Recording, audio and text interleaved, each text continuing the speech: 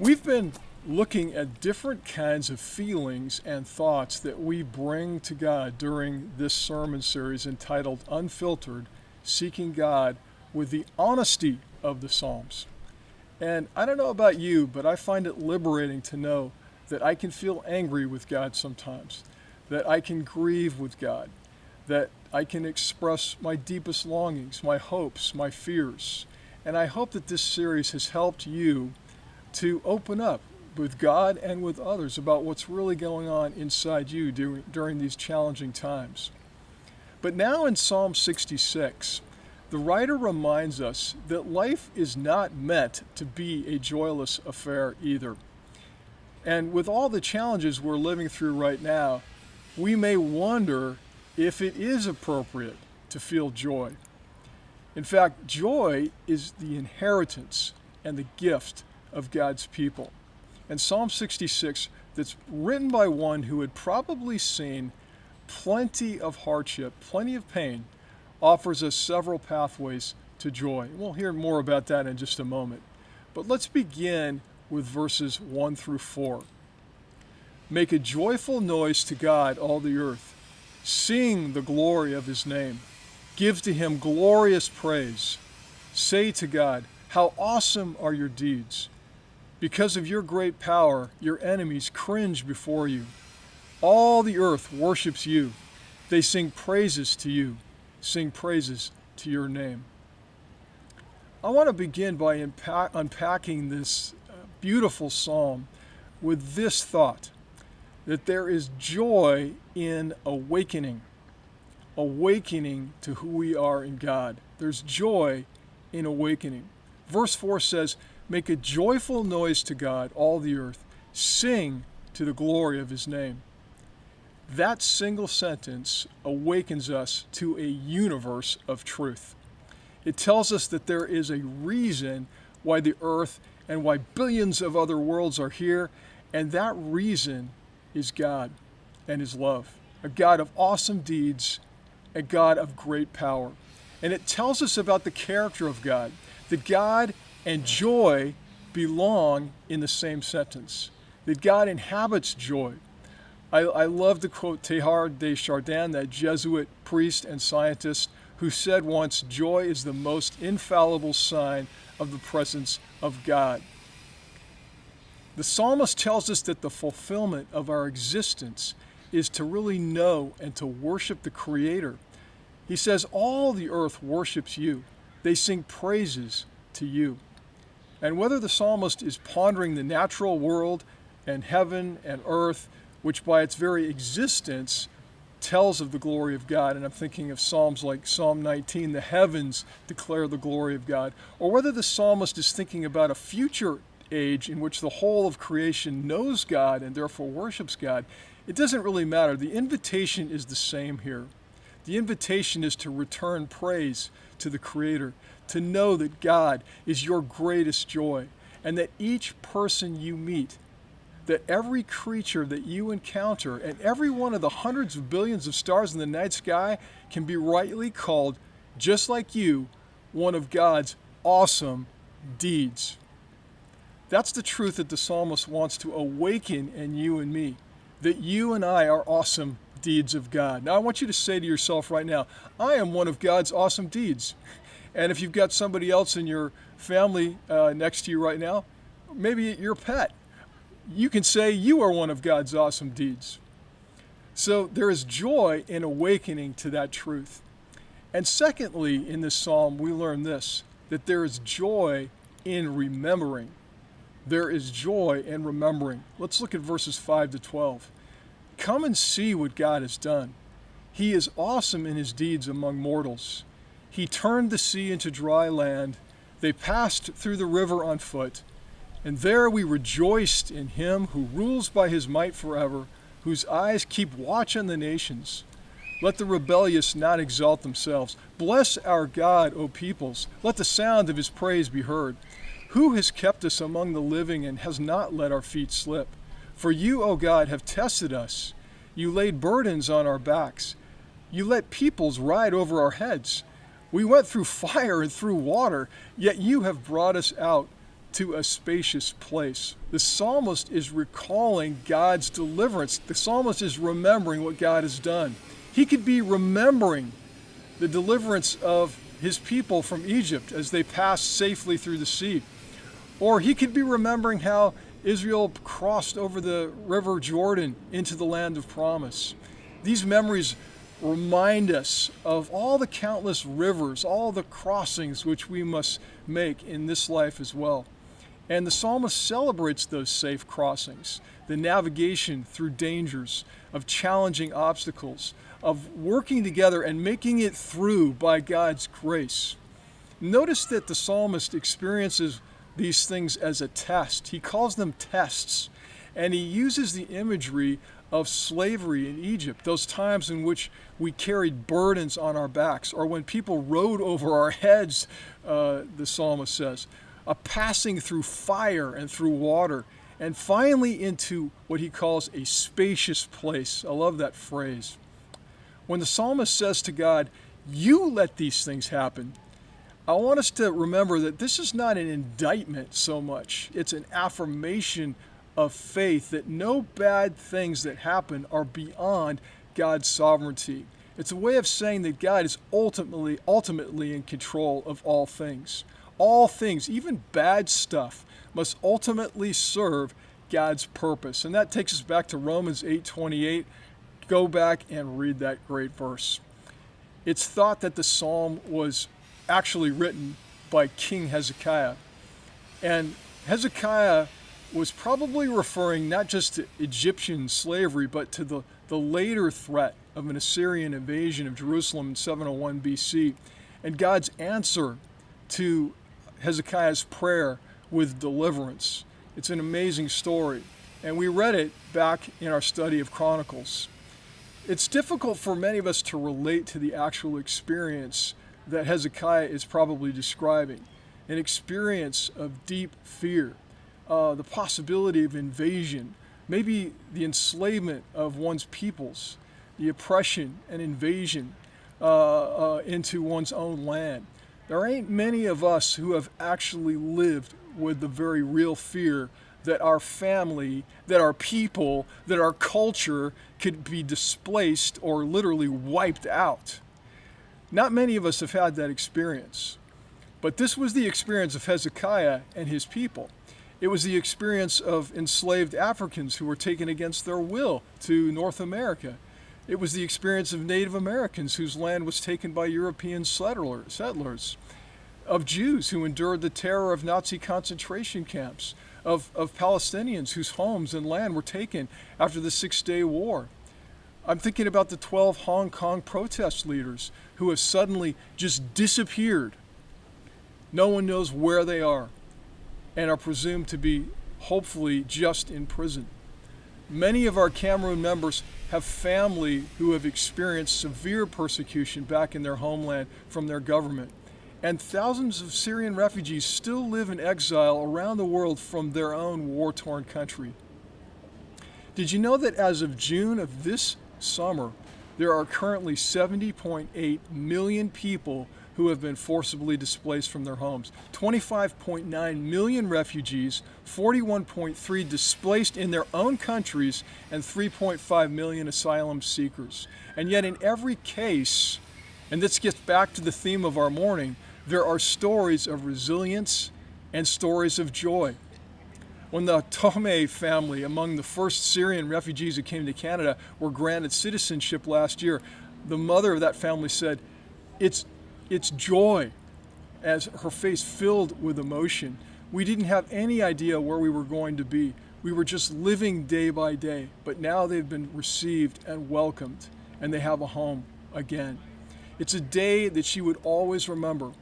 And I'll never forget the harrowing story that I heard from Elvira, a Cameroonian woman at the Adelanto Detention Center, where Kuji and Jim Lamb and others and I visited, crossing the Darien Gap, which a roadless, lawless stretch of jungle in Panama, in order to come north through Central America and into the United States, fleeing her home in Cameroon.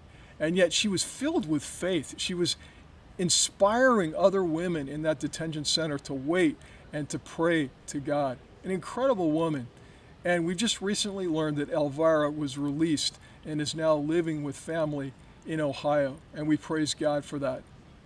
But for most of us listening to this message, we have known only a privileged place of relative safety. I mean, let's get real, even in a pandemic. But if we can listen to the voice of those who can remember hunger, poverty, what it's like to flee one's homeland in fear, who have known real loneliness and in many cases homelessness, and the incredible stories of perseverance and deliverance that follow, that can really revive one's joy and our sense of God's power in all situations and our compassion for people. Which leads me to the third point in this psalm, which we find in verses 13 to 15, that there is joy in giving. There's joy in giving. Let's read this together. I will come into your house with burnt offerings. I will pay you my vows, those that my lips uttered and my mouth promised when I was in trouble. I will offer to you burnt offerings of fatlings with the smoke of the sacrifice of rams. I will make an offering of bulls and goats. Now, if you're like me, you're tempted to glaze over when you read stuff like this. But there's actually a deep and a very applicable meaning to these verses. Notice that the psalmist responds to his experience of deliverance with generous giving. We're not familiar with burnt offerings of rams and bulls and goats today. And so, like many things in the Bible, we need to translate this into contemporary experience. A burnt offering, except for the hide of the animal, was totally consumed on the altar by fire. There was nothing left over except smoke. And the psalmist even uses that word smoke here. And spiritually, it symbolizes the total surrender of the worshiper's heart to God and a desire to give all in his name. I think the closest thing today to a physical burnt offering would probably be the sacrifice of our material possessions, a portion of our bank account, in gratitude to God, or as an expression of our spiritual surrender to God from the heart. And that kind of giving brings a great joy to a person's heart, because it's in response to what God has done in their own lives. And so we might give a gift to support ministries to the homeless, or to displaced persons, or to persons in desperate need in our own church. We might give a gift of life to the Red Cross, or the Peace and Global Witness offering, which I talked about at the beginning of this worship service. Remember the parable of the talents, where Jesus says to the servant who invests his master's talents wisely, that the Lord will say, "Well done, good and faithful servant, enter into the joy of your master." Joy comes in giving of ourselves completely to God. This is a generous congregation, and I know that you care about one another by what you say and by what you do right now in these difficult times. And I want to say this to you. How awesome are your deeds in Jesus' name? Did you experience a sense of joy as you gave of yourself in that way? I bet every one of us who have given of ourselves over this difficult time, caring for a neighbor, caring for a person in need in our church, materially, emotionally, in a variety of ways, surrendering our heart to God by loving people, have experienced an inflow of joy. When we give of ourselves with a generous heart, we experience God's pleasure and a dividend of his joy and peace. And finally, let's remember this from verses 16 to 20, that there is joy in telling others. Come and hear, all you who fear God, and I will tell you what he has done for me. I cried aloud to him, and he was extolled with my tongue. If I had cherished iniquity in my heart, the Lord would not have listened. But truly, God has listened. He has given heed to the words of my prayer. Blessed be God, because he has not rejected my prayer or removed his steadfast love from me. Ours is a faith that lives in the world and in the heart. It's a public faith, and it's also a personal one. And so the psalm ends with a joyful and very personal testimony that's quite endearing. I mean, listen to the psalmist. "Come and hear, all you who fear God," the writer says, "and I will tell you what God has done for me." So personal, so beautiful. "I cried aloud to him, and he was extolled in my tongue." The psalmist invites us to hear his own personal testimony of God's saving work in his life. This may have been King Hezekiah, as I said, who, along with Jerusalem, was delivered from the Assyrian invasion in 701 BC, and who was also delivered from a deadly illness himself. And what is his testimony? Number one, that he did not cherish iniquity in his heart, but humbled himself before God when this impending disaster was upon him and his people. And secondly, that he cried aloud to God and listened to his prayer. And finally, that God did not remove his steadfast love. He found that God's love, God's character, remained constant. Here's a really important reminder, even as we feel called and compelled to become involved in the great issues of our time, whether it's pandemics or world hunger or structural racism or the fate of displaced persons around the world or the rising population of homeless or concerns about our environment or about the epidemic of distrust in our world today. We're not to lose hope or to forget the one who laid down his life for the world, the one who gives us power to advance God's kingdom. Hezekiah found power to continue as king in the grace of God. A God who forgives, a God who listens to the humble of heart, a God of steadfast love. I know that each of you have stories to tell of God's deliverance in your life, and many people are hungry to hear more about God and his love. Just the other day, I was talking with one of my physical therapists who I had met previously, and he had lost his own Christian faith. He was Roman Catholic and had become disillusioned with the church.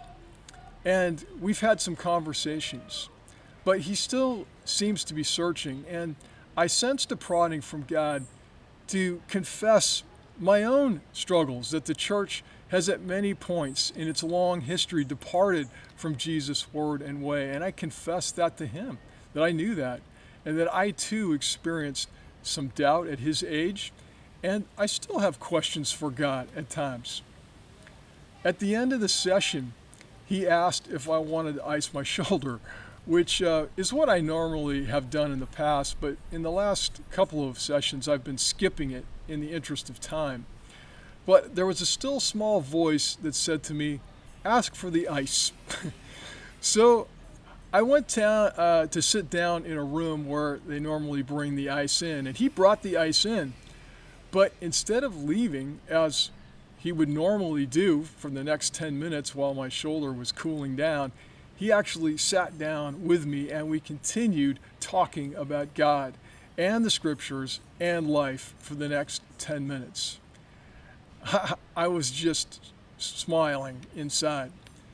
And at one point, this humble young man confessed not his unbelief, but his continued amazement at a universe that seems fine-tuned for life, that suggests to him that maybe God is real. And I got to affirm that with him. It's as if we ended together by saying, "How awesome are your deeds, O Lord." I don't want to say that he's all the way there yet, but I believe that was a divinely intended conversation. There are beautiful souls all around us seeking true joy, and we need to be ready to listen to them and to share what Jesus has done for us. So my prayer today is that we will share those stories regularly, that in our small groups, in our personal meetings, and with people beyond the church, that you will say, "Come and hear, and I will tell what God has done for me." And that the entire church will then turn to those beyond its walls and say, "Come and see what God is doing," and rejoice. Let's ponder that right now as we spend this next few moments in the prayer garden.